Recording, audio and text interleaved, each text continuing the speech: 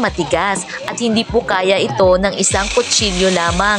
Kaya dapat gamitan po ito ng isang lagare. Ayan po, nilalagari po natin yan kasi sobrang tigas nito. According to various studies, miracle fruit is an amazing source of vitamins. At sinasabi nila na marami raw itong benefits na maaaring maibigay sa ating katawan. At para po sa maraming kaalaman about sa bunga pong ito, is pwede nyo po itong i-search sa Google o kaya i-YouTube. Sa videong ito, ipapakita ko po sa inyo kung paano po gagawin itong juice. So pagkatapos po natin itong hatiin, i-remove po natin yung pulp and i-boil po natin ng 50 minutes.